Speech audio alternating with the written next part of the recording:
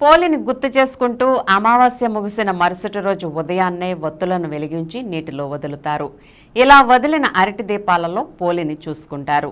కార్తీక మాసంలోని నెల రోజుల పాటు దీపాన్ని వెలిగించలేని వారు ఈ ఒక్క రోజున 30 ఒత్తులతో దీపం వెలిగించి నీటిలో వదిలితే ఆ మాసం మొత్తం దీపారాధన చేసిన పుణ్యం లభిస్తుందని చాలామంది నమ్ముతారు. కాబట్టే పోలి స్వర్గంగా భక్తులు భావిస్తారు. కార్తీక మాసంలో దీపాలను వెలిగిస్తే బొందితో స్వర్గానికి చేరుకుంటామా లేదా అన్న సంగతి పక్కన పెడితే ఎవరైతే మనస్ఫూర్తిగా భక్తి శ్రద్ధలతో దేవుణ్ణి పూజిస్తారో ఆడంబరాలు లేకుండా పూజలు చేస్తే ఫలితం అదంతట అదే వస్తుందని పండితులు వెల్లడించారు.